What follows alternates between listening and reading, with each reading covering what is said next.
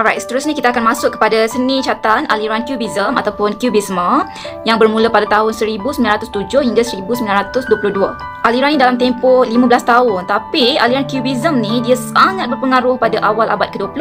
Kalau sepintas lalu kita sebut saja perkataan Cubism ataupun Cubisme, dia lahir daripada kata dasar cube yang refer kepada any rupa ke bentuk ke merujuk kepada sifat geometri, betul tak? Jadi secara amnya seni catatan aliran Cubism ini juga merujuk kepada aliran seni catatan yang membawa sifat karya catatan dengan gaya abstrak geometri. Seni catatan aliran Cubism ini dipelopori oleh yang ni, kalau tak kenal memang of course dipelopori oleh tokoh yang masyhur. Satu nama ni kalau cikgu sebut, rata-rata murid ataupun orang awam mesti kenal. Nama yang agung dan masyhur iaitu Pablo Picasso. Jadi Pablo Picasso dan George Braque adalah pelopor seni catatan bagi aliran Cubism. Seni catatan aliran Cubism juga dipelopori oleh satu kumpulan tokoh pelopor yang masyhur seperti Fernand Léger, Max Singer dan Albert Gleizes. Kalau aliran Fauvism dengan Expressionism tadi, cikgu kata tokoh pelopornya menolak konsep seni catatan realistik. Tapi bila masuk saja kepada Cubism itu sendiri sudah mempunyai konsep yang teguh. Kerana Cubism ini adalah satu aliran yang langsung tidak terikat dengan tradisi seni catatan. Seperti yang kita semua sedia maklum, cube itu sendiri melibatkan imej-imej bentuk ataupun sata segitiga, segi empat, kubus, kuboid, kon, silinder, bulat atau pelbagai bentuk kotak dan geometri yang lain. Jadi penggiat seni catatan aliran ini gemar mengaplikasi imej cube-cube yang mempunyai perspektif. Pelopor seni catatan aliran ini mereka ubah ataupun transfer ataupun ekspor bentuk objek sebenar yang dilihat kepada bentuk geometri. Contoh kan, kalau kita tengok kepala kita, dia bukannya berbentuk bulat, tapi pelopor seni catatan aliran ini dia terus ambil kepada bentuk bulat, represent Cubism. That's why kalau awak tengok karya-karya seni catatan Cubism kan, especially karya yang bertemakan human figure dan sebagainya kan, kalau cikgu kata tadi kepala dia dah buat bentuk bulat, di bahagian hidung ni macam mana? Okey, di bahagian hidung ni dijadikan segitiga saja. Betul tak? Kalau awak tengok, 1, 2, 3. Jadi itu yang dimaksudkan bagi proses transfer daripada rupa objek sebenar kepada bentuk cube ataupun geometri. Penggiat seni catatan aliran ini mereka mengambil objek manusia ataupun haiwan, dipermudahkan imej objek tersebut menjadi rupa-rupa cube dan geometri, kemudian digabungkan dengan latar belakang catatan bertemakan alam semula jadi ataupun bangunan konkret. Jadi objek-objek yang diambil dan dipermudahkan ini disusun semula di dalam satu gambaran suasana dengan gaya abstrak. Susunan gabungan objek-objek yang digabung jalinkan dalam karya catatan abstrak ini menembusi antara satu sama lain supaya menampakkan ruang cetek pada karya catatan tersebut. Jadi cikgu dapat mengenal pasti gaya penampilan ataupun reka letak ataupun susun atur imej-imej objek bagi karya catatan aliran Cubism ini. Jika imej-imej yang dipilih adalah imej-imej berkaitan figure manusia, muka manusia, susunan imej-imej tersebut disusun secara tindanan. Jadi kita boleh nampak ada dua muka manusia yang berbeza yang disusun secara bertindan supaya dia menembusi antara satu sama lain bagi menjelaskan ruang cetek karya abstrak tersebut. Antara tokoh-tokoh yang cikgu kenal hasil daripada pembacaan, actually tokoh ini memang cikgu telah kenali, tetapi ada butiran biografi beliau yang cikgu tak tahu sebelum ni. Okey, tokoh yang cikgu maksudkan ialah Pablo Picasso. Pablo Picasso ni antara tokoh yang masyhur aliran Cubism. Dilahirkan pada 25 Oktober 1881 di Malaga, Spanyol. Apa yang sebelum ni cikgu tak tahu mengenai Pablo Picasso? Yes, I know, cikgu melihat beberapa karya beliau yang masyhur, yang dijual, yang dilelong, yang berada di museum, dilelong, yang dijual dengan harga jutaan milion semua. Yes, cikgu kenal, tetapi cikgu tak tahu bahawa sepanjang 80 tahun riwayat beliau, Picasso telah menghasilkan lebih 50,000 karya. Okey, yang cikgu tahu karya beliau tak sampai pun 100 yang cikgu pernah tengok. Ini kan 50,000. Bukan satu jumlah yang sedikit. That's why mereka ini dipanggil sebagai tokoh ataupun pelopor ataupun founder ataupun pengasas bagi aliran tersebut. Antara karya Pablo Picasso yang terkenal disebut-sebut sepanjang zaman, yang pertama adalah Les Demoiselles d'Avignon. Macam mana sebut tu? Les Demoiselles d'Avignon. Les Demoiselles d'Avignon. Pada tahun 1907. Kalau dalam bahasa Inggeris kita sebut sebagai The Ladies of Avignon. Kemudian karya Boy with a Pipe pada tahun 1905, Girl Before a Mirror pada tahun 1932, Dora Marachet pada tahun 1940, Portrait of Ambroise Vollard pada tahun 1910, Guernica pada tahun 1937 dan The Three Musicians pada tahun 1921.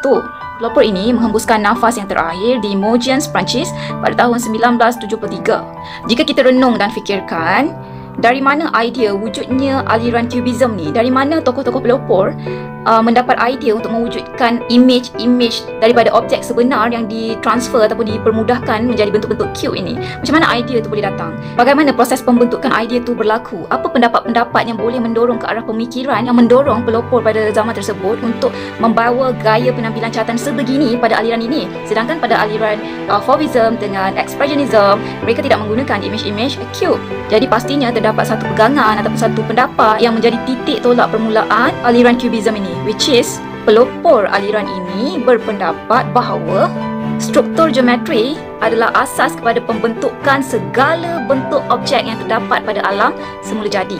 Daripada anggapan inilah membawa kepada gaya ataupun image penampilan cube pada aliran Cubism. Genius. Mereka ni adalah pengasas, pengkaji, pembawa revolusi aliran Cubism. Tokoh seni catatan aliran Cubism yang cikgu dapat kenali hasil daripada aktiviti pembacaan ialah Fernand Léger. Fernand Léger yang dilahirkan pada 4 Februari 1881 di Argentan, Perancis. Antara karya catatan beliau yang terkenal ialah Contrast of Forms pada tahun 1913, Les Fumeurs pada tahun 1911 hingga 1912. Les Fumeurs ni bermaksud perokok ataupun the smokers dalam bahasa Inggeris. La Femme en Bleu juga pada tahun 1912, dalam bahasa Inggeris The Woman in Blue. Seterusnya Le Soldat à la Pipe. Le Soldat à la Pipe ataupun Soldier with a Pipe pada tahun 1916, Still Life with a Beer Mug pada tahun 1921. Seterusnya karya L'Escalier 19. Seterusnya karya Escalier 19. Cikgu ulang, seterusnya karya Escalier 19. Okay, kalau dalam bahasa Inggeris dia kita sebut sebagai Staircase 19. Staircase 19. Okay, dalam bahasa Perancisnya punyalah berbelit untuk kita nak sebut, tapi kita sebut di dalam bahasa Inggeris, which is Staircase 19. Staircase 19. Jadi Staircase 19 ni dihasilkan pada tahun 1914. Dan yang terakhir adalah karya Paysage ataupun bermaksud landscape, dihasilkan pada tahun 1912 hingga 1913. Dan akhirnya Fernand Léger meninggal dunia di Givaudan, Perancis pada tahun 1955. Dan tokoh terakhir seni catatan bagi aliran Cubism yang cikgu kenali ialah Georges Braque yang dilahirkan pada 13 Mei 1882 di Argenteuil, Perancis. Antara karya catatan beliau yang terkenal adalah Glass on the Table 1909, The House at Elistec 1908, Fishing Boat 1909, The Viaduct at Elistec juga pada 1908, dan karya catatan yang terakhir adalah Still Life with Mandola and Metronome 1909.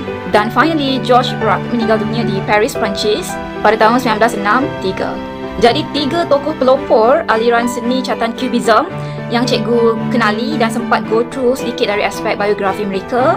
3 tokoh utama yang cikgu kenali ialah Pablo Picasso, Fernand Léger dan Georges Braque. Itu adalah 3 tokoh utama yang cikgu kenali hasil daripada aktiviti pembacaan, dan cikgu berkesempatan dan berpeluang untuk membaca sedikit mengenai biografi ringkas ketiga-tiga tokoh pelopor aliran seni catatan Cubism ini. Jadi cikgu dah dapat membanding beza seni catatan aliran Fauvism, seni catatan aliran Expressionism dan seni catatan aliran Cubism. Apa yang sama, apa yang berbeza bagi ketiga-tiga aliran ini? Dan cikgu telah berjaya menyebut nama-nama mereka yang kompleks itu. Kita rasa kompleks because itu bukan bahasa kita, kan? Pablo Picasso, Fernand Léger. Cikgu dah berjaya menyebut tokoh-tokoh seni catatan aliran Cubism bermula dengan Pablo Picasso, kemudian Fernand Léger. Fernand Léger, ini dalam bahasa Perancis. Kalau dalam bahasa Inggeris, Fernand Léger. Fernand Léger. Dan kemudian Georges Braque. Georges Braque. 2 nama tokoh pelopor lain adalah Metzinger dan Albert Gleizes.